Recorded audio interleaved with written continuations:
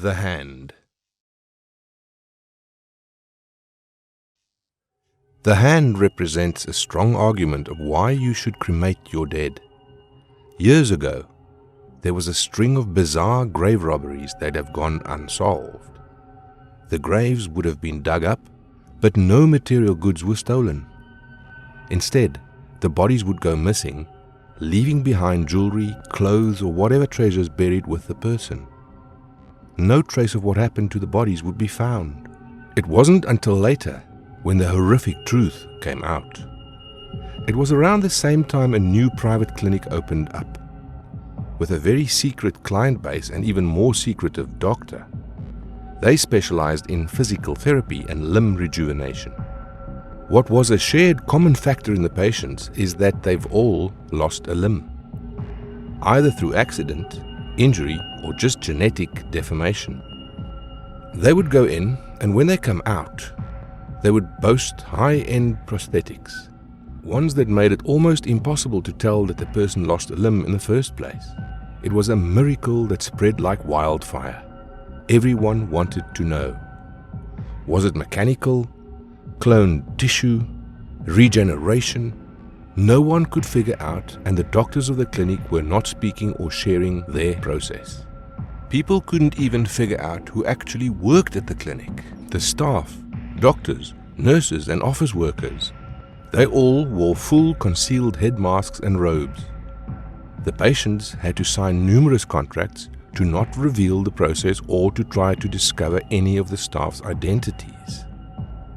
That's how it was for the longest time, until one day, a former patient decided to share what he knew to the news. He had been bribed with a lot of money to go on TV and share everything he knew about the clinic and its new arm. Seeing the potential windfall, the patient happily agreed to come into the talk show and share his experience. That patient never showed up. The only trace was a set of worn clothing that was randomly lying across the bed. The house wasn't robbed, and the patient's wallet, keys, or watches weren't taken. The clinic came under harsh scrutiny after that, and even though they were never blamed for that patient's death, they never left the investigators' eyes. It wasn't until a lucky coincidence that the truth came out at all. The same agent who had investigated the grave robbing case was the same one who was assigned to the strange murder that took place.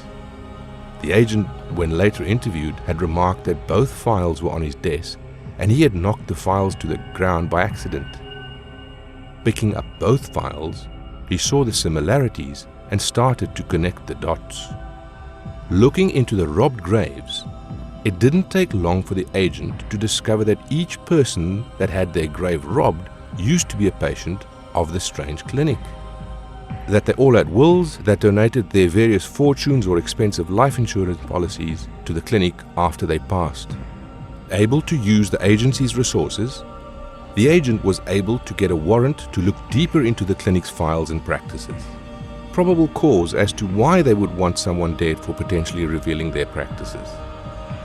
The agency wasn't prepared to uncover what they did. They thought it was a conspiracy using some shady organ transplants to cater to the rich and desperate. That they had found some way to get the limbs working on the new person's body. They weren't prepared for a group of shady doctors playing around with a parasite that they had no business messing around with. This creature is actually well known to the agency, but was thought to have been eliminated. Another of the few classes of creatures that can be thought of as immortal.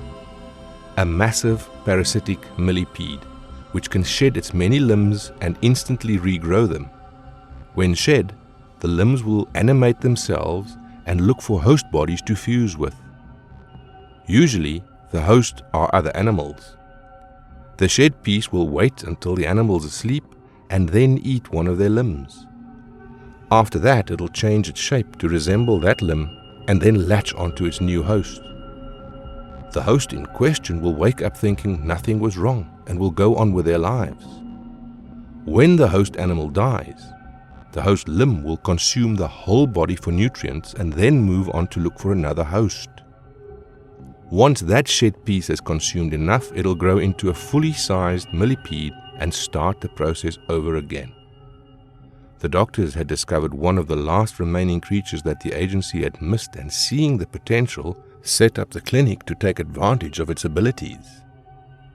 They would keep careful watch on each of their patients and carefully fuse the millipede's parts to whoever paid them the most. After that, they would keep watch, and once the patient dies, either of natural causes or accident, go dig up their grave and take back the shed piece of millipede. After that, they'll take that part and use it for the next patient. Becoming aware of this, the agency had no choice but to shut down the clinic, imprison the doctors in the know, and capture the millipede. When questioned about the murdered patient, we were informed that the piece that killed said whistleblower was never recovered by the clinic, the patient having died of a stroke before he could actually say anything. When the doctors arrived to retrieve the creature, it was already gone. It's very worrying.